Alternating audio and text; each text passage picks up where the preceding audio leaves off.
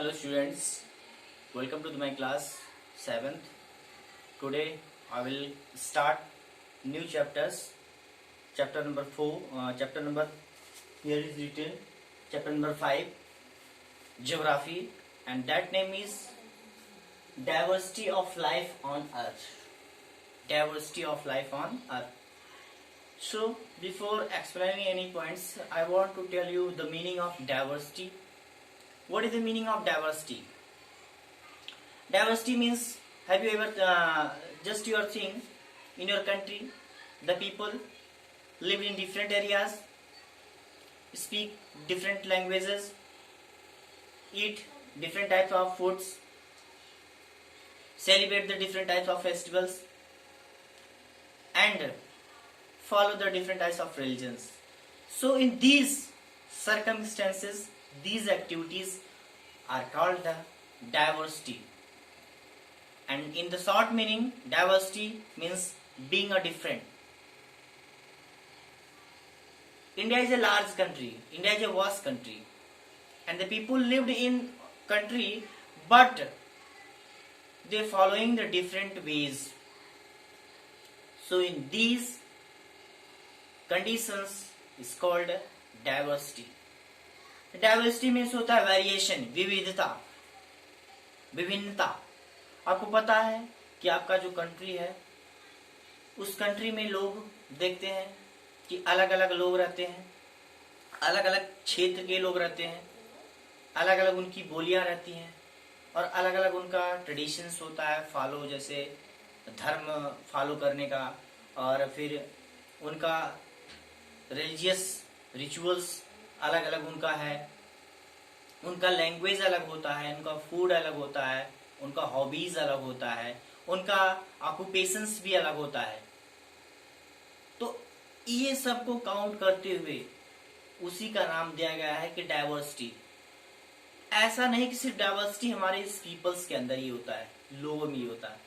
Diversity हमारे इस animals के अंदर भी होता है. एनिमल्स जानते हैं, एनिमल्स भी अलग अलग क्षेत्रों में रहते हैं. Animals are found in different regions in the world.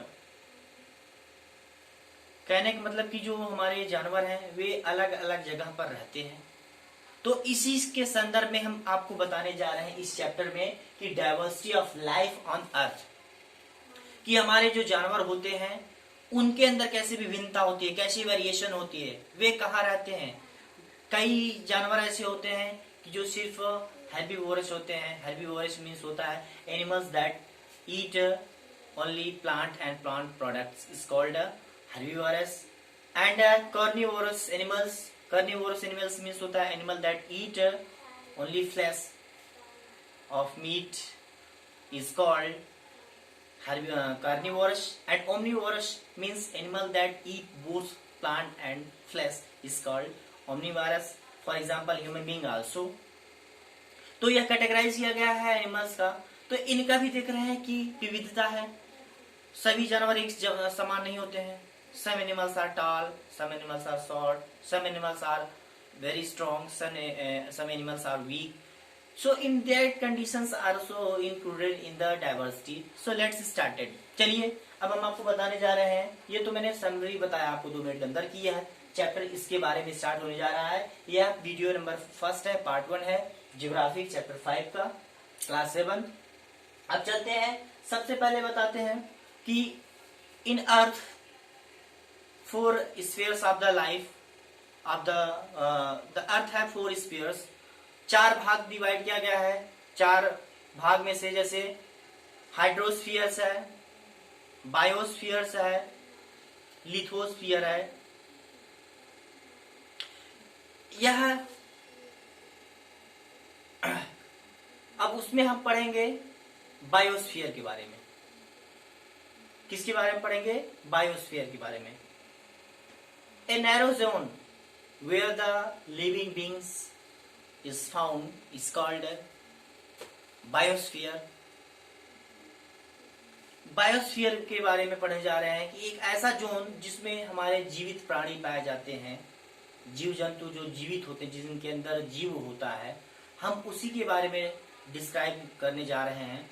और उसी में आप देखते होंगे कि several types of animals are found in the biosphere.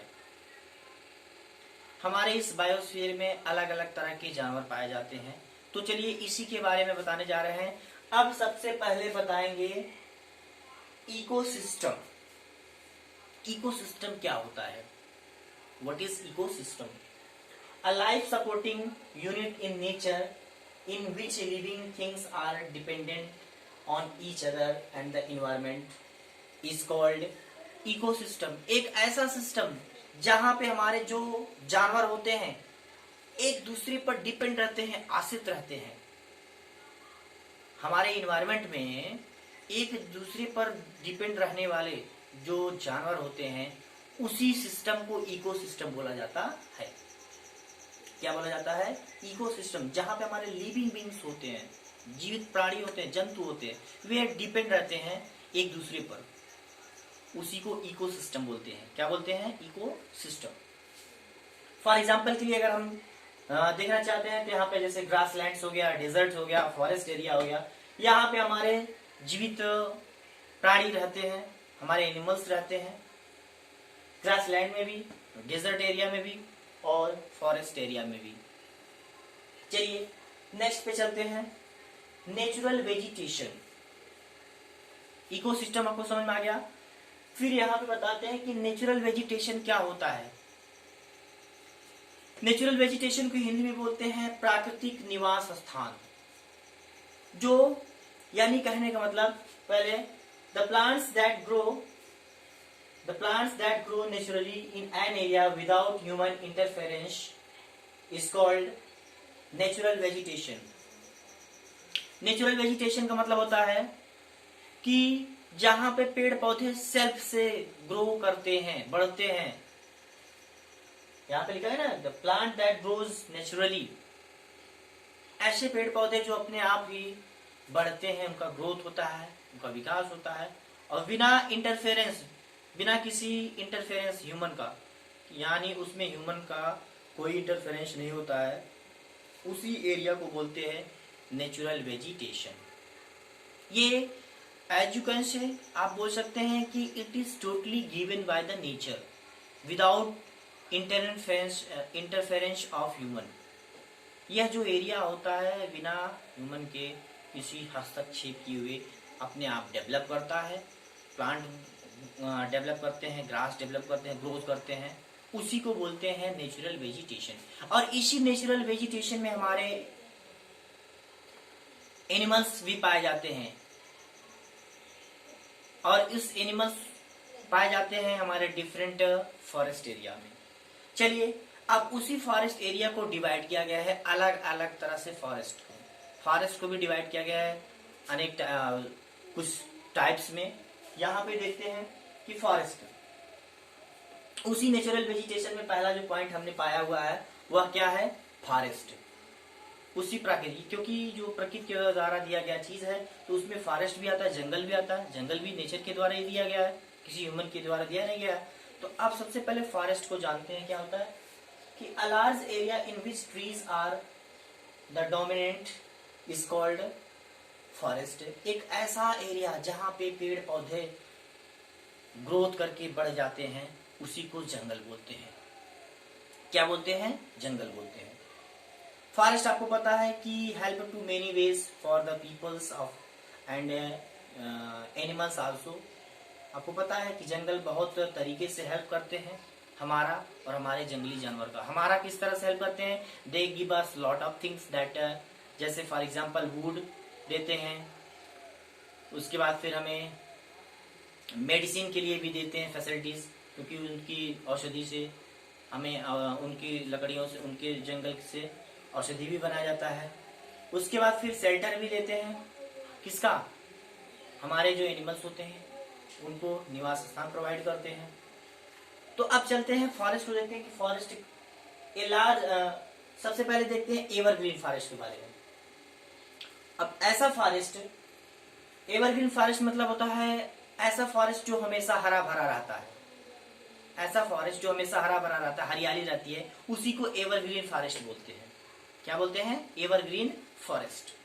क्यों? क्योंकि वहां पे हमेशा मौसम जो है, हमेशा बारिश होती रहती है और कभी पत्ते सूख नहीं पाते, इसलिए उसको एवरग्रीन फॉरेस्ट बोलते हैं।